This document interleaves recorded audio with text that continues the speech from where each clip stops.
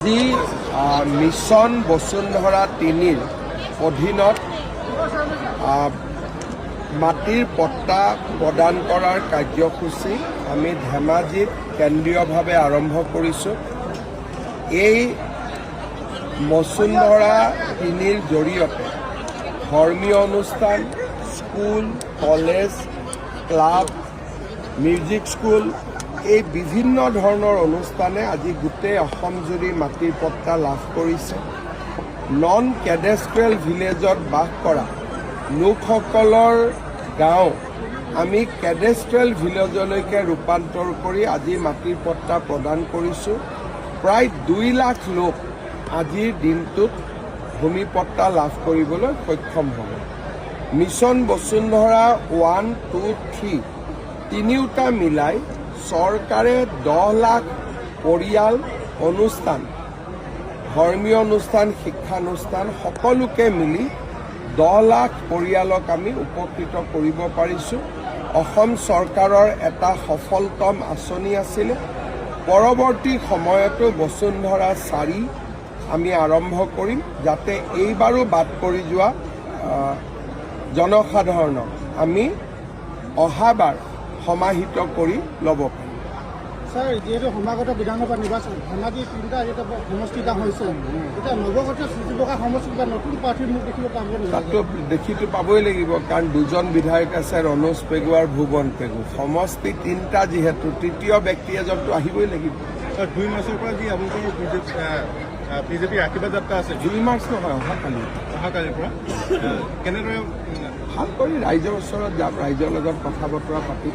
গতিকে অহাকালি ৰাতিপুৱা ঢেকীয়াজুলিৰ পৰা আৰম্ভ হ'ব আৰু সমগ্ৰ অসমৰ বিভিন্ন জেগাত প্ৰায় আমি টাৰ্গেট লৈছোঁ যে 1,500-2,000 কিলোমিটাৰ আৰু 40-50টা সমষ্টিক সামৰি লোৱা। কিমান শিক্ষা বিভাগতো আৰু বেলেগ নিযুক্তি এতিয়া নাই। 4,500 এটা এপইণ্টমেণ্ট আছে আৰু এটা স্পেচিয়েল ৰিক্ৰুটমেণ্ট এটা ড্ৰাইভ আছে, হৈ যাব এইবিলাক। এতিয়াতো 400 কৰি দিলোঁ মই। এই মাহততো পেঞ্চন তেওঁলোকে 400 পাব, আগত 250 পাইছিল।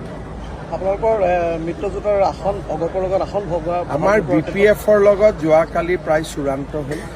ৰাভা যৌথ সংগ্ৰাম সমিতিৰ লগতো প্ৰায় চূড়ান্ত হ'ল। AGPৰ লগত 10 তাৰিখৰ আগতে আমি চূড়ান্ত কৰিলোঁ। অগপৰ ফালৰ পৰাও এইবাৰ গৰিষ্ঠ সংখ্যক আসনৰ দাবী তেওঁলোকে জনাই আছে।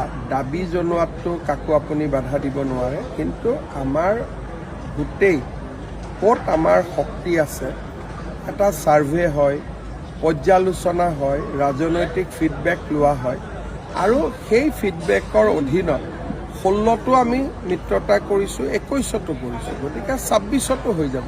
অসম গণ পৰিষদৰ কেন্দ্ৰীয় নেতৃবৰ্গই কৈছে যে এইবাৰ বন্ধুত্বভাৱে নহয়, মিত্ৰজোঁটতে যদি মিত্ৰজোঁটত খেলোঁ তেতিয়াহ'লে আমিও ভাল পাওঁ, কিন্তু যিবিলাক চিটত 2টা দলেই এৰি দিব নোৱাৰে তাততো ফ্ৰেণ্ডলি কৰিবই লাগিব।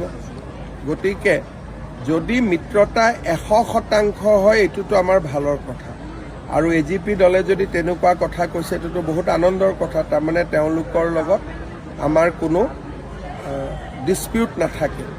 কিন্তু যদি ডিছপিউট থাকে তেতিয়াহ'লে BJPয়ে বন্ধুত্বপূৰ্ণ প্ৰতিদ্বন্দ্বিতা কৰাটো BJPৰ ফালৰ পৰা কোনো আপত্তি নাই। খোলা আছে আমি, কাৰণ তেওঁলোকৰ এটা সংগঠন আছে, টিকট নিদিলে ৰাইজে বেয়া পাব পাৰে।